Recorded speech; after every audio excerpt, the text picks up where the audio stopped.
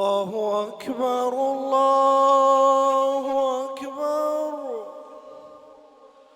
الله أكبر الله أكبر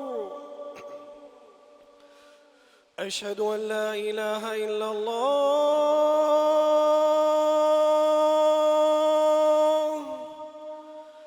أشهد أن لا إله إلا الله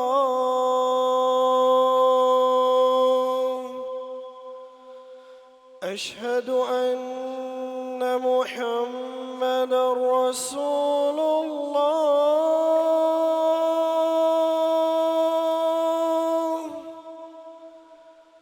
أشهد أن محمدا رسول الله حي على الصلاة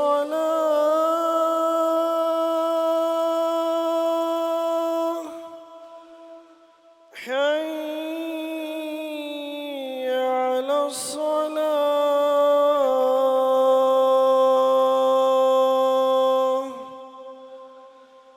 حي على الفلاح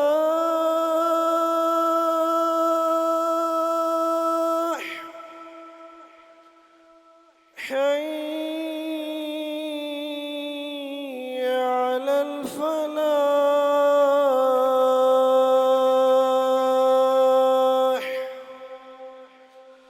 الله أكبر الله أكبر لا إله إلا الله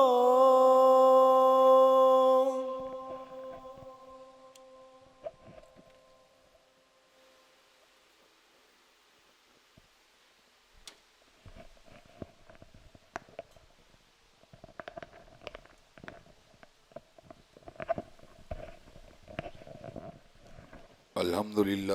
لله نحمده ونستعينه ونستغفره ونؤمن به ونتوكل عليه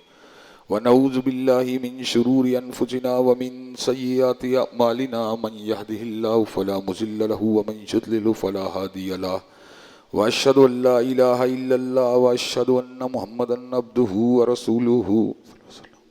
أما بعد فإن خير الحديث كتاب الله وخير الهدي هدي محمد صلى الله عليه وسلم وشر الأمور محدثاتها وكل محدثة بدعة وكل بدعة ضلالة وكل ضلالة في النار أما بعد أعوذ بالله السميع العليم من الشيطان الرجيم من يطع الرسول فقد أطاع الله ہر قسم کی تعریفات اللہ مالک الملک کے لیے ہیں جنہوں نے جنات اور انسان کو حقیقی معنوں میں اپنی پوجا اپنی بندگی اور اپنی عبادت کے لیے بنایا ہے۔ جنات اور انسان کی تخلیق کا حقیقی اور بنیادی مقصد یہی تھا کہ وہ بارگاہ رب العالمین میں آیا کریں، اپنی جبین نیاز کو مالک کائنات کی بارگاہ میں آ کے جھکایا کریں، اپنے دست سوال کو کبریا کی بارگاہ میں آ کے پھیلایا کریں، اپنی کمر کو حالت رکوع میں اس کی بارگاہ میں آ کے ہم کیا کریں، اسی کی تکبیر کی صداؤں کو بلند کیا کریں، اسی کی تحلیل کے آوازوں کو اجاگر کیا کریں، اسی کی تسبیح گیت گایا کریں۔ چنانچہ ارشاد ہوا وما خلقت الجن والانس الا لیعبدون، اور میں نے نہیں بنایا جنات اور انسان کو مگر اپنی پوجا اپنی بندگی اور اپنی عبادت کے لیے۔ حمد و ثنا کے بعد عرب حرب انگنت اور بے شمار درود و سلام ہوں اس ہستی اقدس و مقدس پر کہ جن کا نام نامی اور اسم گرامی محمد کریم صلی اللہ علیہ وآلہ وصحبہ وبارک وسلم ہے۔ اللہ رب العزت نے امام الہدیٰ علیہ الصلوۃ والتسلیم کو اہل کائنات کی ہدایت اور ان کی رہنمائی کے لیے مبعوث فرمایا، اور آپ کی ذات بابرکات کے ذریعے اہل کائنات کی ہدایت اور ان کی رہنمائی کا خوب بندوبست فرمایا۔ اللہ رب العزت نے امام الہدیٰ علیہ الصلوۃ والتسلیم کی سیرت طیبہ میں طرح طرح کی خصوصیات کو ودیت فرما دیا تھا اور گوناگوں قسم کی صفات کو آپ کی ذات اقدس و مقدس کا حصہ بنا دیا تھا۔ اور ان تمام باتوں سے بڑھ کر یہ کہ میرے آقا کی زندگی میں کوئی صبح ایسی نہیں آئی، کوئی شام اور کوئی رات ایسی نہیں آئی، دکھوں کی کوئی گھڑی اور خوشیوں کا لمحہ ایسا نہیں آیا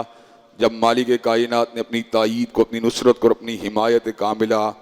اور اپنی تائید بے مثال و لازوال کو حضرت رسول اللہ صلی اللہ علیہ وسلم کے شامل حال نہ فرمایا ہو۔ اور ان تمام باتوں سے بڑھ کر یہ کہ عرض کر اپنے اپنی آخری کتاب حمید کو سید العرب والعجم، امام المتقین والابرار، حضرت اشرف الانبیاء والمرسلین، حضرت خاتم النبیین جناب محمد کریم صلی اللہ علیہ وسلم کے قلب تھر پہ نازل فرما دیا تھا۔ اسی کتاب حمید کے ایک انتہائی اہم عنوان جس کا تعلق اعمال کی قبولیت کے ساتھ ہے، اس حوالے سے گزشتہ خطبہ جمعہ میں نے بعض بنیادی باتوں کو آپ حضرات کے گوش گدار کیا تھا، اور اس بات کو آپ حضرات کے سامنے رکھا تھا کہ نیت کا خلوص اعمال کی قبولیت کی بنیاد ہے۔ انما الاعمال بالنیات، بے شک اعمال کا تعلق انسان کی نیت کے ساتھ ہے۔ اگر نیت درست ہوگی تو اعمال عند اللہ مقبول ہوں گے، اور اگر نیت کے اندر کجی ہوگی، دکھلاوا ہوگا، ریاکاری ہوگی تو اعمال مسترد کر دیے جائیں گے۔ کل جب جہنم کی آگ کو بھڑکایا جائے گا، ایک عالم دین کو، ایک مجاہد فی سبیل اللہ کو اور ایک بہت بڑے سخی کو بھی جہنم کی آگ میں فقط اس لیے گرا دیا جائے گا کہ ان کے اعمال للہ فی اللہ نہیں ہوں گے۔ اسی طرح حضرت رسول اللہ صلی اللہ علیہ وسلم نے ایک گھوڑے کا ذکر کیا جس کو اللہ تعالیٰ کے راستے میں چلایا جاتا ہے۔ وہ گھوڑا اپنے چارہ کھانے کے ساتھ، اپنے چلنے کے ساتھ، اپنی لید اور پیشاب کے ساتھ انسان کے لیے اجر کا باعث ہے۔ دوسرا گھوڑا جس کو غرور کے لیے رکھا گیا، وہ اپنے چلنے کے ساتھ، اپنے چارہ کھانے کے ساتھ، پانی پینے کے ساتھ، لید اور پیشاب کرنے کے ساتھ اپنے مالک کے لیے غضب کا باعث ہے۔ اور ایک گھوڑا جس کو ذاتی ضرورت کے لیے رکھا گیا، جو پردے کا گھوڑا ہے، اللہ تبارک و تعالیٰ نہ تو اس کے اوپر اجر مرتب کریں گے اور نہ ہی انسان کا مواخذہ کریں گے۔ اعمال کی قبولیت کے لیے انسان میں خلوص ہونا ضروری ہے، لیکن اسی بات کا ایک دوسرا پہلو یہ ہے کہ دنیا کے اندر بہت سے مسیحی ایسے ہیں، بہت سے یہودی اور بہت سے ہندو ایسے ہیں جو اپنی دانست کے اندر اور پورے کے پورے جذبات کے ساتھ، احساسات کے ساتھ اللہ تبارک و تعالیٰ کی ذات کے ساتھ مخلص ہیں، لیکن اللہ تبارک و تعالیٰ ان کے اخلاص کے باوجود ان کا دین مسترد کر دے گا۔ اس کی وجہ یہ ہے کہ ان کا عمل اللہ تبارک و تعالیٰ کے حبیب علیہ السلام کی طریقہ ہے کار کے مطابق نہیں ہوگا۔ دین اللہ تعالیٰ کی نظروں میں فقط ایک ہے، وَمَن يَبْتَغِي غَيْرَ الْإِسْلَامِ دِينًا فَلَن يُقْبَلَ مِنْهُ وَهُوَ فِي الْآخِرَةِ مِنَ الْخَاسِرِينَ۔ جو اسلام کو چھوڑ کر کسی اور کو دین مانے گا، اللہ تبارک و تعالیٰ اس کے دین کو قبول نہیں کرے گا اور قیامت کا گھاٹا اس کا مقدر بن جائے گا۔ وَمَن يَبْتَغِي غَيْرَ الْإِسْلَامِ دِينًا فَلَن يُقْبَلَ مِنْهُ، اللہ تبارک و تعالیٰ کو غیر اسلام بطور دین جو ہے ناقابل قبول ہے۔ دین قیم، دین اسلام بھی اللہ تبارک و تعالیٰ کو قبول ہے، وگرنہ اللہ تبارک و تعالیٰ نے سورہ غاشیہ کے اندر اس حقیقت کو واضح فرما دیا، عاملۃ ناصبہ تصلیٰ نارا حامیہ، لمبی نمازیں پڑھنے والے اس دن اوندے منہ اس لیے جہنم کی آگ میں گرا دیے جائیں گے کہ ان کا عمل، ان کے کوششیں، ان کی جدوجہد، ان کی تگ و تاز، ان کی کاوشیں حضرت رسول اللہ صلی اللہ علیہ وسلم کی حدیث طیبہ کے مطابق نہیں ہوں گی۔ حضرات گرامی قدر، اگر ہم اپنے اعمال کو عند اللہ مقبول کروانا چاہتے ہیں تو اس کا ایک ہی راستہ ہے، وہ سنت رسول کا راستہ ہے، حدیث طیبہ کا راستہ ہے، حضرت رسول اللہ صلی اللہ علیہ وسلم کا راستہ ہے۔ یاسین والقرآن الحکیم انک لمن المرسلین علی صراط مستقیم، اللہ نے اعلان فرما دیا، حکمت والے قرآن کی قسم ہے، محمد علیہ السلام آپ رسولوں میں سے ہیں اور آپ ہی کا راستہ سیدھا راستہ ہے۔ حضرات گرامی قدر، حضرت رسول اللہ صلی اللہ علیہ وسلم نے اللہ تبارک و تعالیٰ کے احکامات کو زمین پہ لاگو کیا۔ ان احکامات میں سے ایک حکم یہ بھی تھا کہ جب چور چوری کا ارتکاب کرے اس کے دائیں ہاتھ کو کاٹا جائے، پھر چوری کا ارتکاب کرے اس کے بائیں قدم کو کاٹا جائے، پھر چوری کا ارتکاب کرے اس کے بائیں ہاتھ کو کاٹا جائے۔ حضرت ابو بکر صدیق کی بارگاہ میں ایک مقدمے کو لایا گیا، چور چوری کا ارتکاب کر کے آیا تھا، دایاں ہاتھ کٹ چکا تھا، بایاں قدم بھی کٹ چکا تھا، بائیں ہاتھ کے کٹنے کی باری تھی۔ حضرت صدیق جذبہ ترحم سے مغلوب ہوئے آپ نے کہا میں اس کے ہاتھ کو کیسے کاٹوں، یہ تو اپنے بنیادی ہوائج اور بنیادی ضروریات زندگی سے بھی قاصر ہو جائے گا، میں اس کے ہاتھ کو کیوں کر کاٹوں؟ پاس ہی حضرت فاروق بیٹھے ہوئے تھے، کہا سنت الید، سیدنا صدیق آپ کی بات اپنی جگہ پر ہے مگر ہاتھ کو کاٹنا مدینے والے کی سنت ہے۔ حضرات گرامی قدر حضرت صدیق نے اپنے موقف سے رجوع کیا اور کہا عمر تو نے سچ کہا،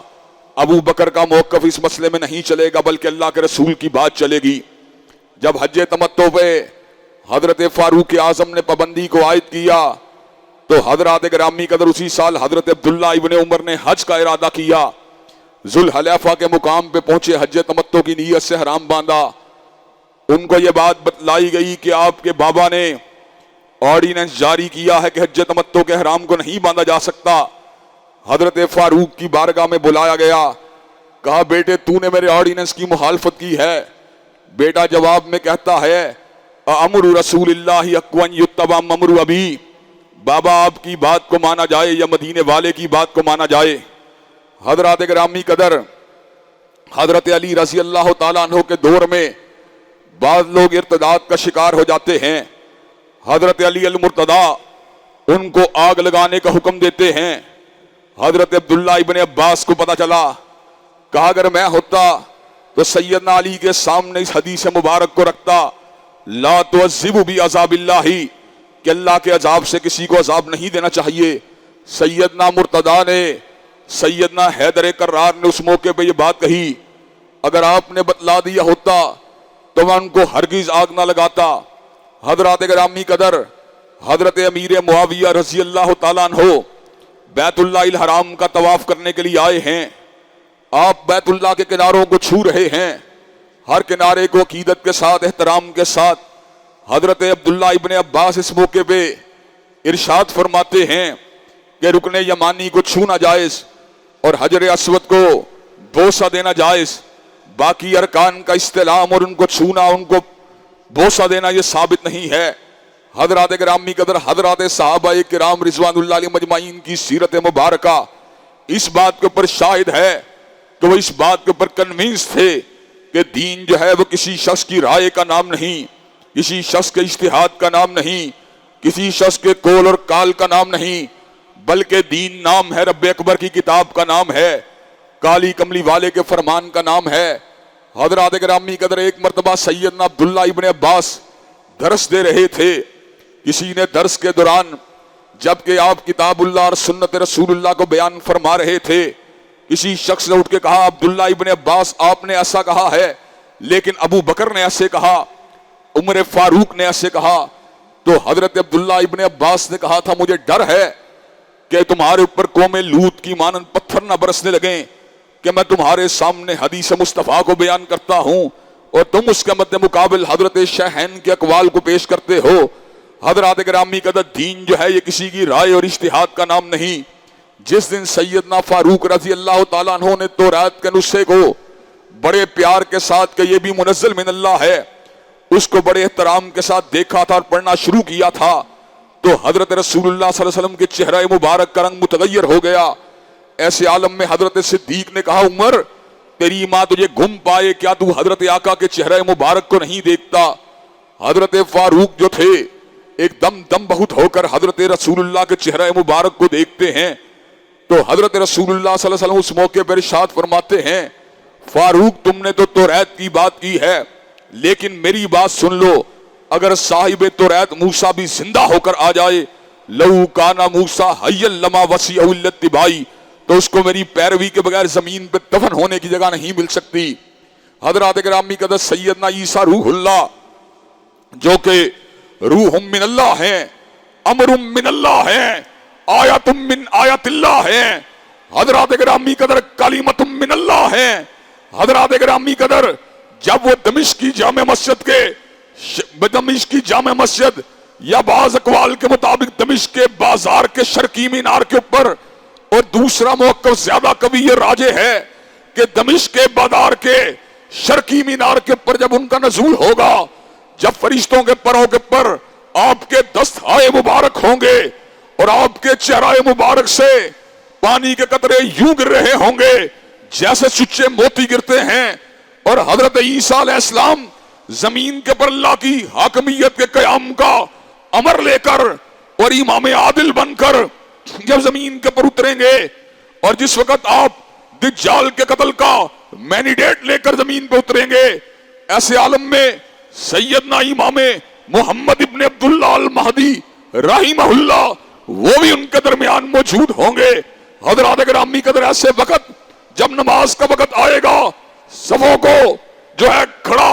اور صفوں کو جس وقت آپس کے اندر اتصال کے ساتھ ان کو جو ہے بنایا جائے گا، تو حضرات گرامی قدر حضرت عیسیٰ علیہ السلام جو ہیں وہ حضرت امام مہدی کے پیچھے کھڑے ہو کر نماز کو ادا کر کے اس بات کو ثابت کریں گے کہ حضرت رسول اللہ نے اعلان فرما دیا وہ کیسا وقت ہوگا کہ عیسیٰ ابن مریم تمہارے درمیان موجود ہوں گے اور امام تمہارے اندر سے ہوگا۔ حضرات گرامی قدر، حضرت عیسیٰ علیہ السلام جو کہ حضرت رسول اللہ کی تصدیق کرنے والے واحد رسول بن کر کائنات میں دوبارہ جلوہ گر ہوں گے، وہ تصدیق تو کر دیں گے، لیکن اس بات کو مصلی کے پیچھے کھڑے ہو کر ثابت کر دیں گے کہ امامت جو ہے وہ حضرت رسول اللہ کی جاری و ساری ہے۔ رسالت اللہ الخالدہ، رسالت اللہ الخالدہ، رسالت اللہ الخالدہ، ہمیشہ جاری رہنے والی رسالت حضرت رسول اللہ کی رسالت ہے، ہمیشہ جاری رہنے والی نبوت حضرت رسول اللہ کی نبوت ہے، اور ہمیشہ جاری رہنے والی امامت حضرت رسول اللہ کی امامت ہے۔ حضرات گرامی قدر، یہی وجہ ہے کہ سیدنا ابو حنیفہ رحمت اللہ علیہ رحمتم واسعتن نے کہا تھا، حرام علی من لم یعرف دلیلنا ان یفتی بقولنا، اس شخص کے پر یہ بات حرام ہے جس کو ہماری دلیل کا پتہ نہیں ہے، وہ ہمارے قول کے پر فتویٰ دے۔ گویا کہ حضرت امام ابو حنیفہ رحمت اللہ علیہ نے اس بات کو علی وجہ البصیرت واضح فرما دیا کہ دین نہ قول ابو حنیفہ کا نام ہے، نہ قول مالک کا نام ہے، نہ قول شافعی کا نام ہے، نہ قول احمد ابن حنبل کا نام ہے، دین نام ہے تو حضرت رسول اللہ کے ارشادات عالیہ کا نام ہے۔ اگر حضرت امام ابو حنیفہ رحمت اللہ علیہ کی فقہ میں دسترس رکھنے والا مفتی یا مجتہد آپ کی دلیل کو پا لیتا ہے جو حدیث طیبہ ہوگی یا قرآن مجید کی آیت ہوگی، تو اس کے لیے آپ کے قول کی روشنی میں فتویٰ دینا 100% جائز ہے۔ لیکن جو مجتہد، جو مفتی، جو عالم یا علامہ حضرت امام ابو حنیفہ رحمت اللہ علیہ ان کے قول کو پہچانتا ہے لیکن قول کے پیچھے موجود دلیل کو نہیں پہچانتا اور کوشش کے باوجود اس دلیل تک نہیں پہنچ پاتا، اس کے اوپر یہ بات حرام ہے کہ مجرد آپ کے قول کی روشنی کے اوپر فتویٰ دے۔ گویا کہ مجرد حیثیت کے اندر نہ قول مالک دلیل ہے، مجرد حیثیت کے اندر نہ قول ابو حنیفہ دلیل ہے، نہ قول احمد ابن حنبل دلیل ہے، بلکہ مجرد حیثیت میں دلیل ہے رب کا قرآن ہے یا کالی کملی والے کا فرمان ہے۔ حضرات گرامی کہتے چنانچہ دین کے معاملات ہوں، عقائد کے معاملات ہوں، عبادات کے معاملات ہوں، معیشت کے معاملات ہوں، معاشرت کے معاملات ہوں، سیاسیات کے معاملات ہوں، تہذیب کے معاملات ہوں، تمدن کے معاملات ہوں، حلیے کے معاملات ہوں، لباس کے معاملات ہوں، ہمیں بات اگر ماننا ہوگی تو کالی کملی والے آقا علیہ السلام کی بات کو ماننا ہوگا۔ اگر ہم نے کملی والے کی بات کو حجت ماننا، کملی والے کی بات کو دلیل ماننا، تو ہم انشاءاللہ کامیاب ہو جائیں گے۔ اس لیے کہ ان کنتم تحبون اللہ فاتبعونی یحببکم اللہ، جسے اللہ سے محبت ہے اگر وہ حضرت رسول اللہ کے اقوال پہ چلے گا اللہ اس سے محبت کرنے لگے گا، اور جو حضور کی بات کو رد کرے گا یا آپ کی بات سے انحراف کرے گا یا آپ کے علاوہ کسی اور راستے کو اختیار کرے گا، اس کے بارے میں پروردگار عالم کی بات واضح ہے۔ فَلْيَحْذَرِ الَّذِينَ يُخَالِفُونَ عَنْ أَمْرِهِ أَن تُصِيبَهُمْ فِتْنَةٌ أَوْ يُصِيبَهُمْ عَذَابٌ أَلِيمٌ، جو مدینے والے کی حدیث کو نہیں مانتا، جو آپ کی سنت کو نہیں مانتا، جو آپ کے ارشاد عالیہ کو نہیں مانتا، جو آپ کی چال کو نہیں مانتا، جو آپ کی ڈھال کو نہیں مانتا، جو آپ کی گفتار کو نہیں مانتا، جو آپ کی رفتار کو نہیں مانتا، جو آپ کی اٹھک کو نہیں مانتا، جو آپ کی بیٹھک کو نہیں مانتا، جو آپ کے حلیے کو نہیں مانتا، جو آپ کے لباس کو نہیں مانتا، جو ایک صدی کے لیے نہیں مانتا، جو ایک عشرے کے لیے نہیں مانتا، جو ایک برس کے لیے نہیں مانتا، اور برس بھی بڑی دور کی بات ہے جو مہینے کے لیے نہیں مانتا، اور مہینہ بھی بڑی دور کی بات ہے جو ہفتے کے لیے نہیں مانتا، اور ہفتہ بھی بڑی دور کی بات ہے جو ایک دن کے لیے نہیں مانتا، اور دن بھی بڑی دور کی بات ہے جو گھنٹے کے لیے نہیں مانتا، اور گھنٹہ بھی بڑی دور کی بات ہے جو منٹ کے لیے نہیں مانتا، اور منٹ بھی بڑی دور کی بات ہے جو سیکنڈ کے لیے نہیں مانتا،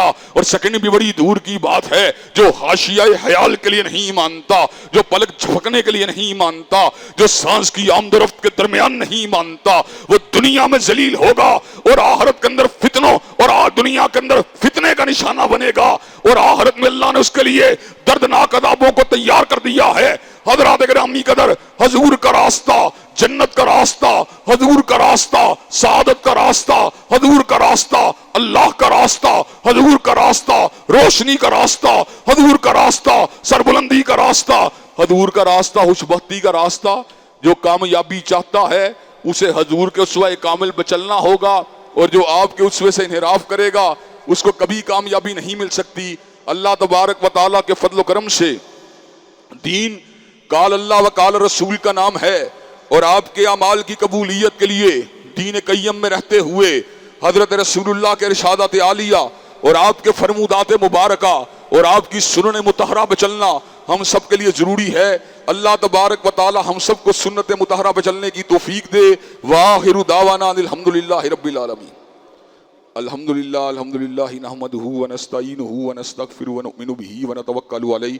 ونعوذ باللہ من شرور انفسنا ومن سیئات اعمالنا، من یہدہ اللہ فلا مضل له ومن یضلل فلا ہادی له، واشهد ان لا الہ الا اللہ واشهد ان محمدا عبدہ ورسولہ، اما بعد فإن خیر الحدیث کتاب اللہ وخیر الہدی ہدی محمد صلی اللہ علیہ وسلم، وشر الامور محدثاتها وکل محدثۃ بدعہ وکل بدعۃ ضلالہ وکل ضلالۃ فی النار۔ حضرات گرامی قدر، حضور علیہ السلام کے فرامین حجت ہیں، دلیل ہیں، آئین ہیں، قانون ہیں، دستور ہیں، شریعت ہیں۔ آپ کے اسوے میں چلنے والا کامیاب ہے، اور آپ کے اسوے سے انحراف کرنے والا ناکام و نامراد ہے۔ حضور کا اسوہ حسنہ ہے، اور آپ کی اتباع اللہ تبارک و تعالیٰ کی محبت کے حصول کا ذریعہ ہے۔ جس نے آپ کی بات کو مانا اس نے فقط آپ کی بات کو نہیں مانا بلکہ اللہ کی بات کو مانا ہے۔ چنانچہ ہمیں اتباع رسول صلی اللہ علیہ وسلم کے حوالے سے اپنے آپ کو مضبوط کرنا چاہیے، اور اس بات کو سمجھ جانا چاہیے کہ ایمان کی علامت آپ کے اسوے کو تسلیم کرنا، اور نفاق کی علامت آپ کے اسوے سے انحراف کرنا، اور آپ کے اسوے کا انکار کرنے والا شخص جو ہے وہ دائرہ اسلام سے خارج ہے۔ حضرات گرامی قدر، اس کے ساتھ ساتھ میں دوبارہ آپ کی توجہ اسی اہم ایشو کی طرف مبذول کروانا چاہتا ہوں جس کے پر اللہ تبارک و تعالیٰ کے فضل و کرم سے جستجو کے ساتھ، کوشش کے ساتھ، کاوش کے ساتھ اس وقت ایک قومی تحریک کھڑی ہو چکی ہے۔ بہت سے لوگ جو مرزا محمد علی جیلمی کی تقریروں کو تواتر کے ساتھ سن کر، اس کی باتوں کو سن کر اس طرح کی ان کو عادت ہو چکی ہے کہ وہ اس کی گفتگو کے ساتھ اس طرح ٹیون ہو چکے ہیں کہ گستاخی کا وہ ایلیمنٹ جو اس کی گفتگو میں موجود ہوتا ہے اس کو اگنور کر دیتے ہیں، اور وہ علماء جو اس کا احتساب کرنا چاہتے ہیں ان کے پر نقد کرتے ہیں کہ آپ ایک عالم کا احتساب کیوں کرنا چاہتے ہیں، اس کو کیوں گستاخ قرار دینا چاہتے ہیں۔ حضرات گرامی قدر، ملک کے اندر بہت سے مسالک اور مکاتب فکر کے لوگ موجود ہیں جن کے ساتھ ہمارے علمی اختلافات ہیں، لیکن کیا وجہ ہے ہم نے یہ روش یا رویہ کبھی کسی اور کے بارے میں نہیں اپنایا؟ اس کی وجہ یہ ہے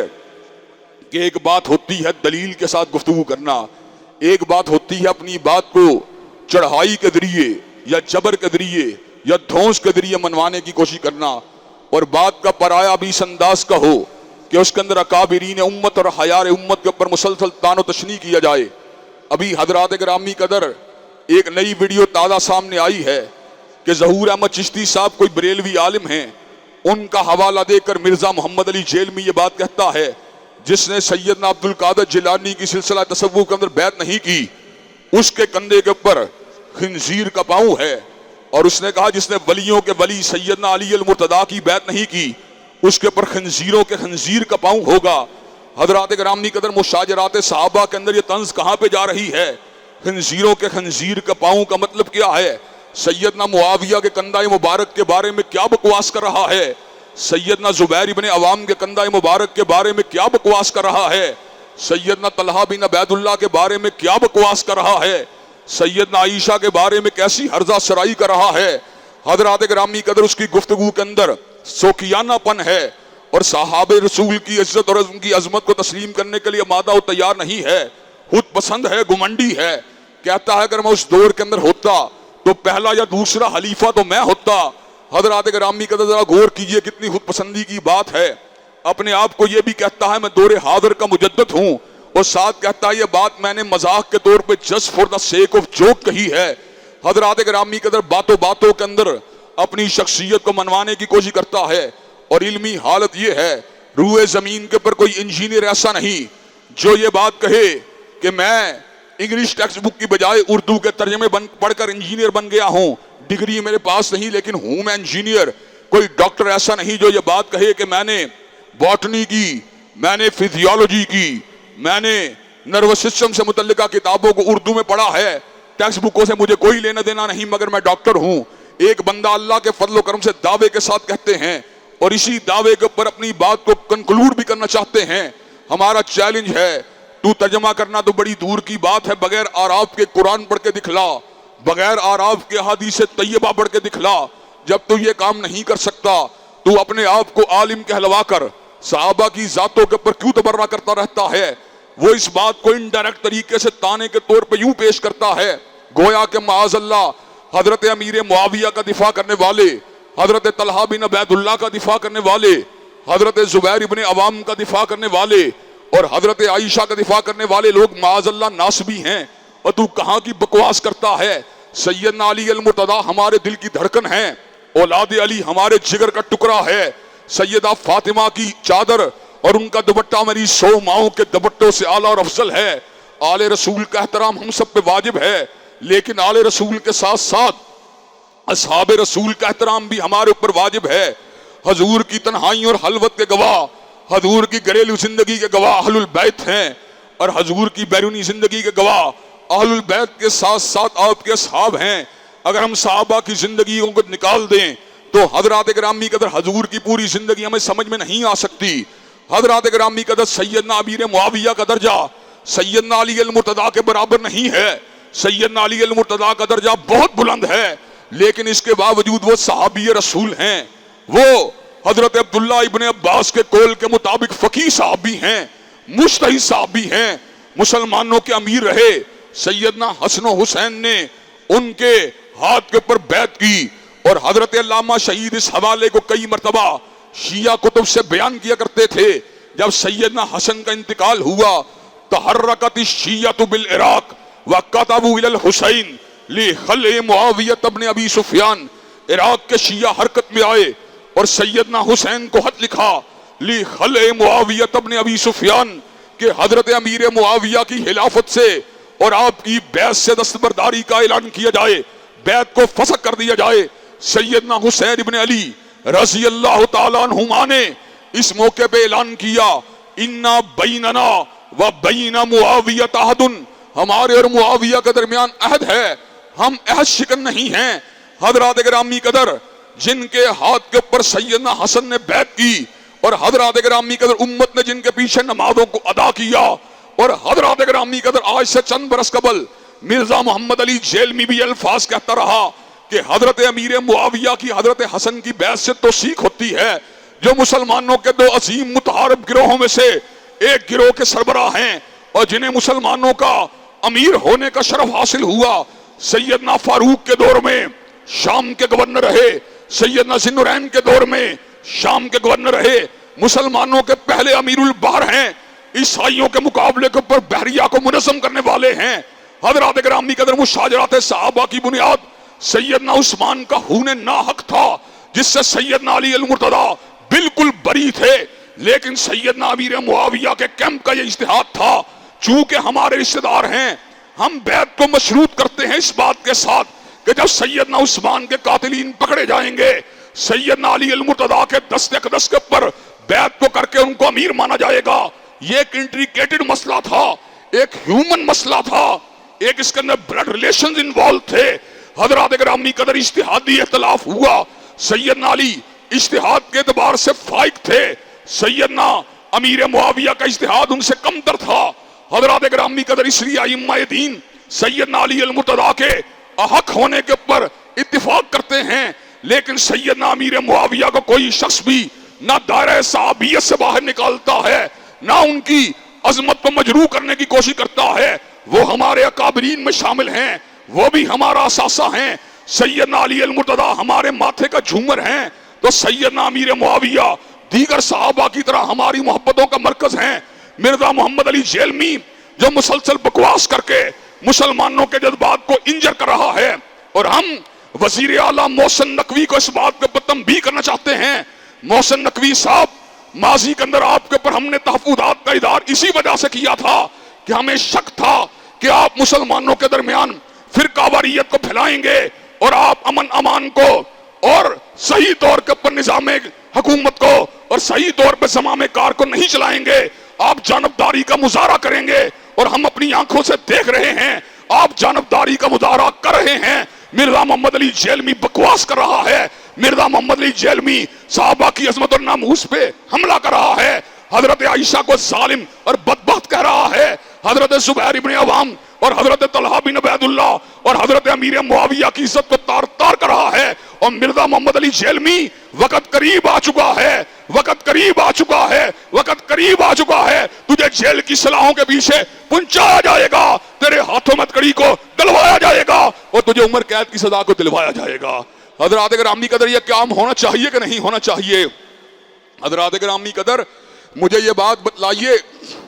کیا توہین کا جواب علم ہوتا ہے؟ کیا توہین کا جواب تحقیق ہوتا ہے؟ حضرت امیر معاویہ کی شان تو اتنی بلند ہے کہ 100 علامہ شہید نہیں، 1000 علامہ شہید ہوں، حضرت امیر معاویہ کے جوتوں پہ قربان کرنے کے لیے تیار ہیں. اللہ کی قسم کوئی علامہ شہید کو گالی دے، ہم اس کے منہ پر زناٹے کا تھپڑ ماریں گے. یہ کس طرح ممکن ہے کہ ہماری جان، ہماری آن، ہماری عزت، ہماری آبرو صحابہ کو گالی دی جائے، ان کے بارے میں بکواس کی جائے، ان کے بارے میں ہرزہ سرائی کی جائے، اور ہم سے توقع کی جائے کہ ہم مرزا محمد علی جیلمی کا احترام کریں، ادب کریں. اور چوہے اور گیدڑ اور چھچھندر، ہم تجھے یہ بات بتلا دینا چاہتے ہیں، ہم تیرا احترام نہیں کر سکتے. احترام اس کا ہوگا جو صحابہ کی عزت کرے گا، احترام اس کا ہوگا جو امی عائشہ کے دوپٹے کی عزت کرے گا، احترام اس کا ہوگا جو طلحہ اور زبیر کی عزت کرے گا. حضرات گرامی قدر مرزا محمد علی جیلمی کو جیل کی صلاحوں کے لیے جانا چاہیے کہ نہیں جانا چاہیے؟ اس کو جیل کی صلاحوں میں جانا چاہیے کہ نہیں جانا چاہیے؟